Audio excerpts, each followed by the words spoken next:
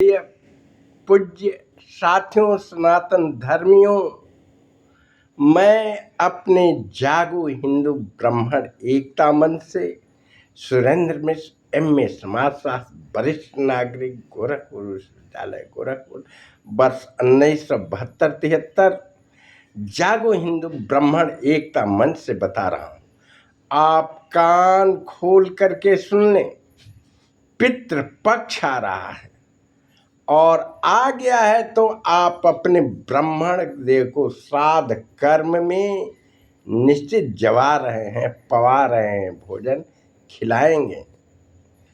नहीं खिला रहे तो आज कल खिलाएंगे ही, पुण्यतिथि को या अमावस्या को। मेरे साथियों सुन लें, यदि आप ये दो बुरा कर्म कर देते हैं तो पितृगण आपके 100 कोस से पहले ही दूर भाग जाएंगे और जो आप पूजा करते हैं उनको खिलाते पिलाते हैं कि उनके आत्मा को शांति मिले और आपको आशीर्वाद में वो नाराज होकर के भाग जाएंगे।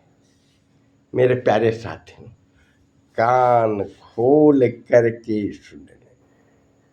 मैं MA समाजशास्त्र वर्ष 1972-73 का हूँ, गोरखपुर विश्वविद्यालय गोरखपुर से, और NMS रेफरल हॉस्पिटल में वरिष्ठ नागरिक होने के नाते और शिव पुराण कर्मकांड के अनुसार मैं बता रहा हूँ। ऐसे आपका भी, मेरा भी और पूरे समाज का कल्याण होगा।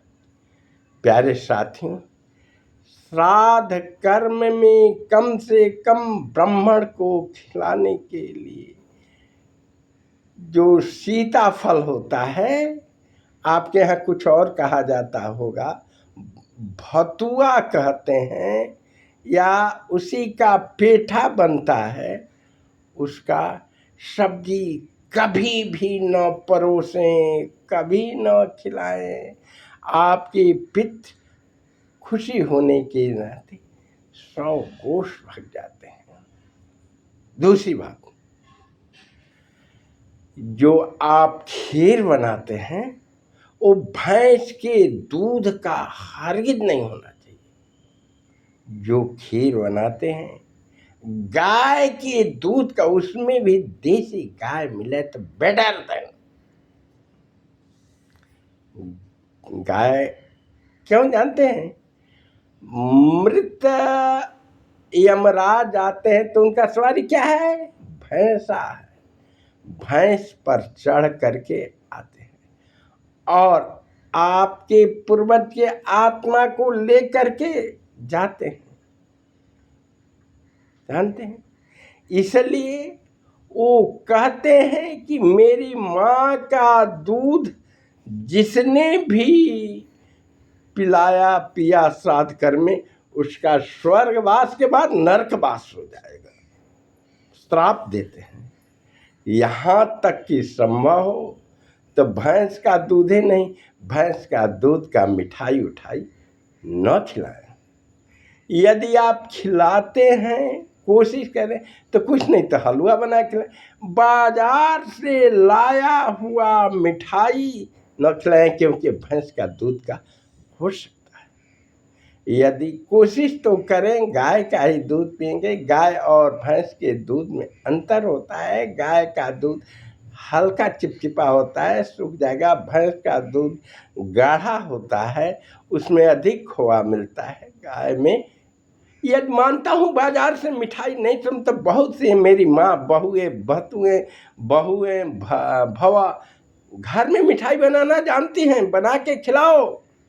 यदि नहीं भी संभव है तो हलवा बना के खिला दो, मगर भैंस के मिठाई, भैंस का खीर तक न बना खिलाएं। जहाँ तक संभव सादा खिलाएं। हाँ, यदि खाते हैं तो ब्राह्मण देव को मांगना भी नहीं चाहिए। जो नमक पड़ा है उतना ही नमक, मिर्चा, अचार आप न देवें बाहर से। जो कुछ पड़ा है ब्रह्मभोज में तो नमक पड़ना ही चाहिए, मगर पड़ा तो ठीक है, मगर पहले ही जो पड़ गया है अलग से न दे। मेरे प्यारे साथियों, सनातन धर्मियों, मैं आपको कैसे यकीन दिलाऊं? जो पितृगण आपको खुश करने आते हैं वो लेके चले। मेरे इस तरह का ज्ञान जानने के लिए मेरे जागो हिंदू ब्राह्मण एकता मंच का सदस्य बने, और जो सीता फल या भतुआ या ये है उसका सब्जी ब्राह्मणों को पितृपक्ष में श्राद्ध पक्ष में न खिलाए, और भैंस के दूध से बचे। अचार, नींबू, मरचा, खटी चीज अलग से नमक न ब्राह्मणों को देवे। ब्राह्मणों से मेरा अनुनय विनती कि वो भी न मांगे। मेरे चैनल जागो हिंद ब्राह्मण एकता का सदस्य बने, ब्रह्मकांड और एक पुराण शिव पुराण से कथा सुने। जय हिंद, जय भारत, जय सनातन।